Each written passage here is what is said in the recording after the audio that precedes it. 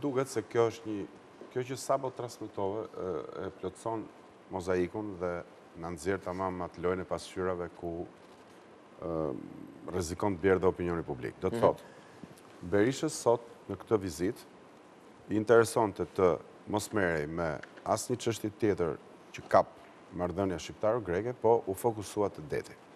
Për të ishte deti. Tani, njoftim nga takimi nuk ka. Ne e dim që doktori diversionet i ka shumë për dëshirë. Dhe në momentin që ai hodhi këtë çështjen e detit në publikisht konferencë shtypi, kam përshtypjen se u krijua edhe ajo, sepse opinioni publik shqiptar është i vogël dhe ai formsohet shumë shpejt. Sidomos në mungesë të piketave të tjera të informacionit, mund të adresohet kollaj në një drejtim të caktuar, i cili është dhe më problematiku, është dhe më misterioz, është dhe ai që si thua nxit fantazit, aq më tepër ku një ish kryeministër i cili është rrëzuar 9-0 në gjykatë kushtetuese dhe formulimin e rrëzimit e ka shumë të rëndë, tentativ për shkeljen e tërësisë territoriale të Shqipërisë, e tillë është paktën. Lajmi ishte gjykata kushtetuese Berisha i fali det Greqisë. Po, patjetër. Vendimi i gjykatës kushtetuese. Ndërkohë që Berisha e transformon 15 vjet më pas, erdhi një ministër i fuqishëm grek në Tiranë dhe direkt thot Rama i fali detin Greqisë, sepse unë do t'ja mbroja, megjithëse ka një vendim kushtetuese që thoshte pikërisht kundërtën e asaj që ai thoshte. Ose jemi këtu për shkak të atij vendimi i gjykatës kushtetuese që ndërtëra hodhi Rama. Më duket një narrativë e cila ka formsuar dhe këtë opinion rreth misionit, rreth vizitës së Dendjas, aq më tepër që unë do të gjykoja që siç e tha me drejtë dhe Andoni këtu, që nuk ka asnjë lloj përgatitje konkrete, duhet dalë një dekret i presidentit që mandaton, po që është plot fuqia që quhet, për një panel shqiptar i cili ende nuk është se ekziston dhe nëse ai do të ishte formsuar, do ta kishim marrë vesh, do të kishte bisedime, natyrisht jo teknike nëse vendet do të vendosnin për të vajtur në gjykatë Hagës, po të paktën një kontakt politik dhe një para përgatitje e opinionit publik, unë mendoj se dy qeverit do të ishin të kujdesshme ta bënin. Se kjo është një çështje me kaq shumë gjëmba, saqë duhet ta përgatisësh opinionin tënd publik para se t'ia shesësh dhe para se ti të bësh hapa konkrete.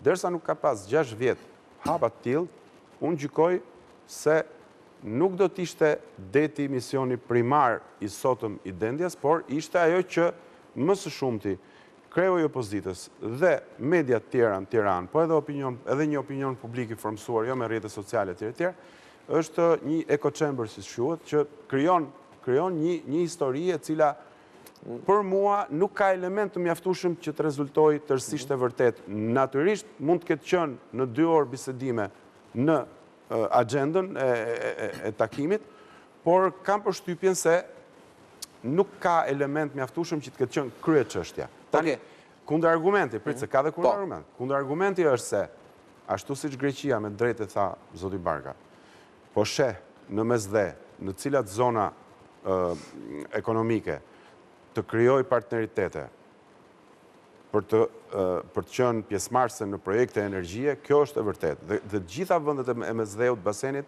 po turren me Italinë, me gjithë Turqia, gjithashtu Izraeli po se po kudo shikohet dorë amerikane, me thënë vërtetë, duket dorë amerikane tek çështjet e energjisë. Ndër të tjera, edhe bllokimi i Hormuzit Sokol tregon që çështjet e energjisë janë super sensitive dhe se damarët tradicional në të cilat ecën ky ari i zi mund edhe të bllokohen, mund të jenë edhe pre luftrave, pre konjunkturave ndërkombëtare, për pasojë vendet po shihet që kanë një vëmendje të rritur fal edhe teknologjive të reja, që naftën ta gjejnë aty ku është, në atë thellësi që është dhe pa bërë shumë naze, kur i thonë. Okej.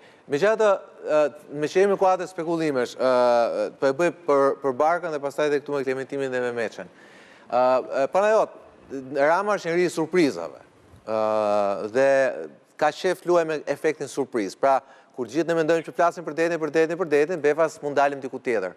A është e mundur që me që klima kësaj radhe duket temi më miqësore se kur, më mirë kuptuese se kur? A është e mundur që në këto biseda të zgjatura, jashtë syve kamerave, jashtë presionet të publik grek dhe shqiptar, të flitet hapur për çështje që janë sensitive dhe që mund zgjidhen ndoshta me një trënd lapsit me njëherë. Mund të jetë çështja e detit, nisja e negociatave teknike për përgatitjen e dosjes për në Hag. Paralelisht ndoshta me nisjen e përgatitjeve teknike për të hequr për shembull ligjin e luftës? Shiko, Sokol, mos harrojmë se në datën 11 qershor vjen ministri i jashtëm grek në Shqipëri. Dhe unë përsëri kam ngull që të gjitha këto bëhen në afrimi midis dy vendeve bëhen në kuadrin atyre përpjekjeve dhe proceseve që po zhvillohen jo nga NATO-ja ose nga Bashkimi Evropian, po kryesisht nga Shtetet e Bashkuara të Amerikës. Rama është njeri i surprizave, por Rama, para se të jetë njeri i surprizave brenda vendit, mendon shumë mirë si do të lidhi fijet e interesave të tija të surprizave duke kombinuar interesat e të tjerëve. Ose me të tjerët. Në këtë kuadër e pethash dhe unë. Në këtë kuadër e pethash dhe unë. Në kuptoj dhe që është lojtar, e thashtë dhe në misionin e parë të andin, që dhe është lojtar të regon distancimin e ti kohët e fundit ose vitet e fundit me Erdoganin. Dhe shikon dhe më thënë nga Bashkimi Evropian, shikon nga vëndet e veçanta të Bashkimit Evropian, si të mos me Francën, dhe kryesisht, unë besoj se gëzohet që është i hapur dera kaq shumë nga Shtetet e Bashkuara të Amerikës, por nuk e tregon gëzimin e tij, vetëm mundohet që kjo të krijojë një rrjedhë sa më të qëndrueshme dhe të qëndrueshme për arsye, mos harroni se kemi edhe Sazani nga ana tjetër. E qëndrueshme për arsye se çështja e Bilishtit nuk rezulton kaq e pastër. Kështu që të gjitha këto kërkojnë një përqendrim vëmendje dhe zgjidhjeje më të zgjeruar. Kështu që unë mendoj që edhe Shqipëria ta mbaroj Sokol, unë mendoj që edhe Shqipëria është tani dhe kjo duhet përkrahur në fazën për të parë atje ku shikon NATO-ja, Bashkimi Evropian, Shtetet e Bashkuara të Amerikës dhe të mos mirret akoma me çështje shumë të kaluara, të harruara dhe që në botë janë shuar, por dhe nga ana tjetër të mos shikojnë nacionalizmin e paguar nga të tjerët. Jo, dhe unë prandaj thash, të kuadër të kësaj klime dhe të asaj efektit çuditër që krijon Rama duke mos folur, se sa duke folur, ndoshta krijohet ideja që okay, në një moment caktuar kur do dalin dy surpriza, po negociojnë për detin, po negociojnë për të hequr ligjin e luftës. Pra themi dy gjëra që ecën paralelisht me forca forcimi afër zero. Sokol, jam shumë i bindur që edhe Rama është plotësisht dakord se nuk ka çfarë diskuton për ligjin e luftës. Për arsye se në situata nuk duhet të rikthehemi nga hera, për arsye se Greqia i ka dalë borxhit në çështjen e ligjerimit të heqjes së ligjit të luftës. Për arsye se nuk kemi të bëjmë me ligj, po kemi me një dekret, më falë 30 sekonda, kemi me një dekret të 1940, dekret mbretëror të nënshkruar nga kryeministri, dhe nuk kemi vendim asnjëherë parlamenti grek nuk është marrë me këtë detaj. Para thoni nuk ka pasur kur gjë në luftë, nuk ka pasur kur gjë në luftë me surprizën e Greqisë. Kur Tsipras tha me Goxhan, thanë të zgjidhën e paketit këtë gjë, i propozoi palës shqiptare dhe i tha, shiko, e ka nënshkruar Papandreou, ka nënshkruar edhe presidenti i Republikës që zëvendësoi mbretin dhe zgjidhet ky problem. Jo, tha pala shqiptare, ne duam nga parlamenti. Po si e do nga parlamenti kur nuk ka qenë institucion që e ka votuar atë gjë? Aq më tepër që në Greqi tani fillojnë të flasin hapur se Shqipëria ka një problem të tillë për arsye se ai parlamenti atëhershëm e ka votuar në parlament ligjin e luftës krahas dekretit të Viktor Emanuelit. Kështu që unë mendoj se dhe po flasim dhe këtu s'kemi ngarkesa, Paneo tim një, unë jam nga ata që jam kundër ngarkesave midis Shqipërisë dhe Greqisë. Por fakt është që sot Shqipëria dhe Greqia, profesor, fakt është që sot Shqipëria dhe Greqia nuk kanë asnjë vit toksore të dakordsuar me, jo se kanë pretendime, por nuk kanë një vit toksore kufitare të përcaktuar dhe të pranuar nga dyja palët. Po, kjo është e vërtet, nuk them se nuk është e vërtet. Edhe për shkak, siç përndërën Mingjozi, edhe për shkak të atij ligji, por jo vetëm. Jo, nuk ka të bëjë ligji fare. Se është nga 1924, problemi. Ai vjen nga 1925, jo nga 40. E drejtë. Kështu që mos i ngatrojmë gjërat. Dhe kur flasim për nacionalizëm, unë mendoj se para se të gjykojmë nacionalizmin e tjetrit, duhet të gjykojmë nacionalizmin ton. Patjetër. Jam dakord. Jam dakord. Testohen të dy llojet e nacionalizmave. Sokol, të bëjmë dhe dallimin. Nacionalizmi në Greqi mbetet nacionalizmi virtual, jashtë politikës zyrtare. Nacionalizmi në Shqipëri është pjesë përbërëse direkte ose indirekte politikës shtetërore. Po ti Fredi Belerin e ke eurodeputet apo jo? E ke dytin më të votuar në Greqi. Tregojmë çik realist tani. Cilën Belerin? Ti flodhem. E ke Fredi Belerin, e ke numrin dytë më të votuar në Greqi. Koli. E ke Fredi Belerin të përfshirë në disa çështje që i ka shurtuar gjykata, pra nuk mund të themi që gjërat nuk kanë ndodhur. Nuk mund të themi, nuk kam parë një shqiptar, që shkon në parga, shtin me armë në arë dhe thot këtu është Shqipëri. Apo jo? Si shpa mbularat. Pra elemente ka, nga dyja palët, mos të etiketojmë, se këtu pastaj bëjmë atë gabimin, i vendosim gjërat në balans, që mendojnë është e rrezikshme. Unë jam kundër këtyre ekstremiteteve, në çdo rast. Por nga ana tjetër, ka sa të vërteta që duhen të thënë.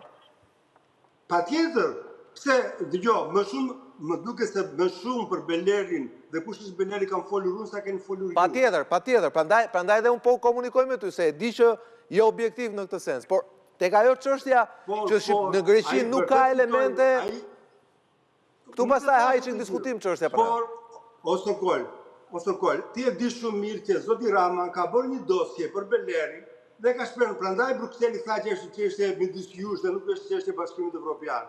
Ka bërë një dosje dhe ka paraqitur atje dhe Amerika e dinte më para se t'ia bënte Rama. Kështu që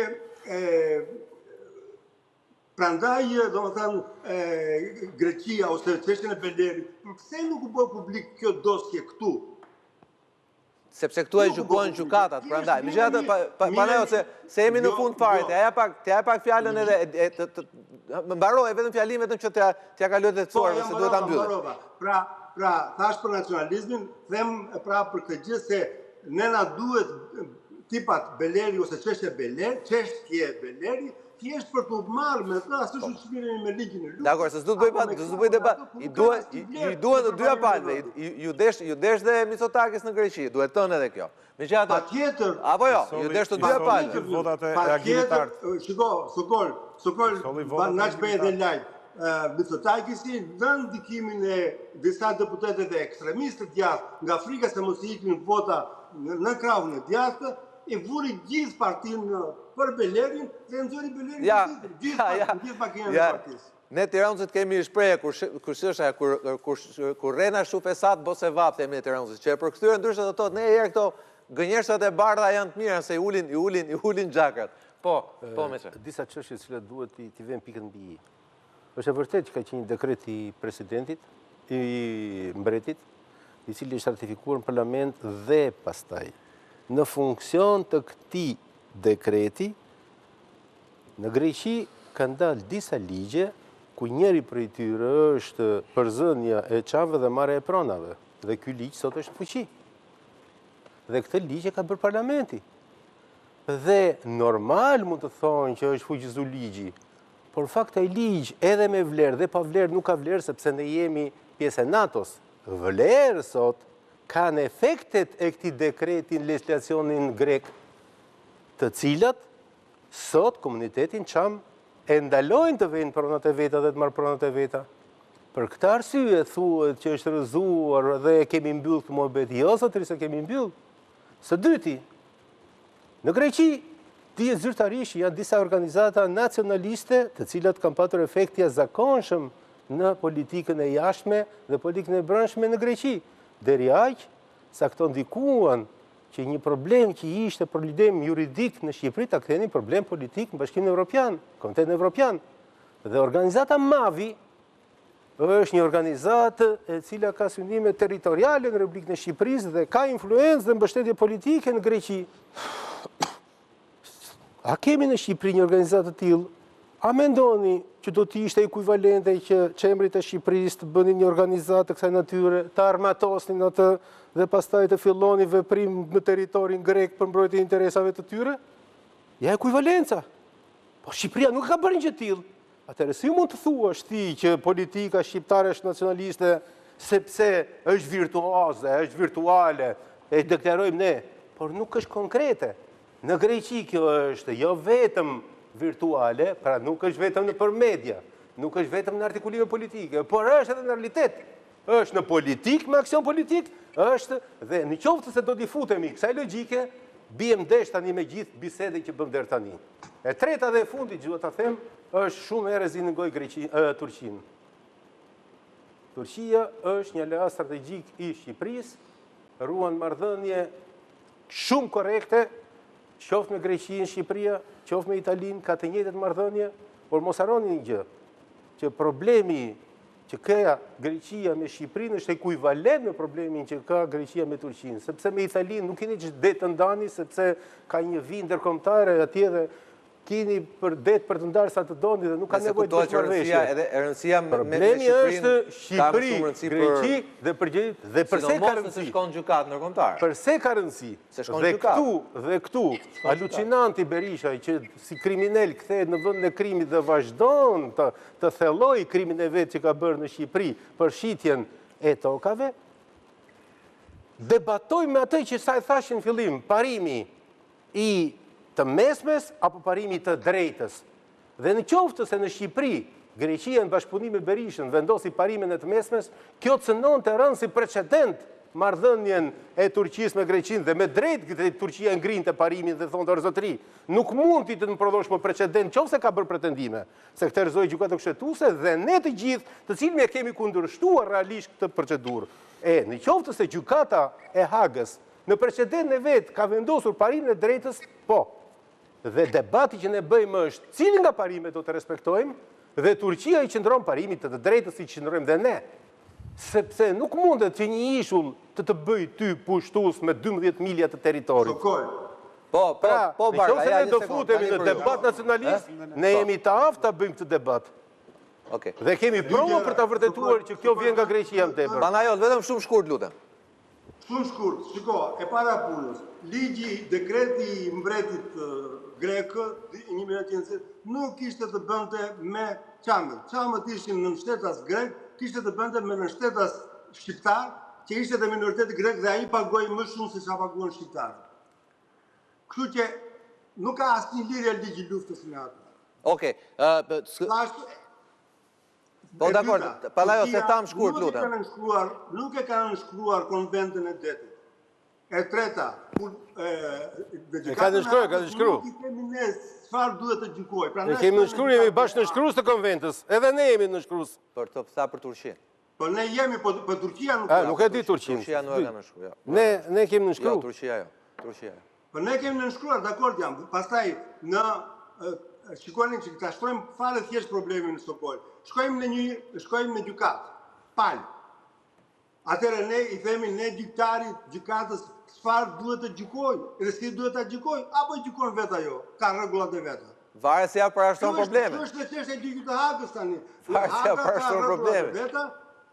Rregullat e veta, shtetet që shkojnë në Hagë, mirën vesh me detyre, çfarë çështje do gjykojë? Jo, kjo është zgjidhja më e mirë, patjetër.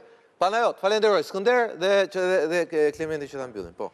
Unë them se fundi i emisionit bëri divorc plot me fillimin, sepse realisht analizuam një vizitë e cila ishte kordiale, u pa dhe nga imazhet, pra ka dhe një klim shtensionuese, është një situatë globale e cila aktorët lokali bënd që edhe të vinë më pranë me styre, sepse edhe emergjencat botërore janë më të mëdha disa herë dhe se problemet lokale.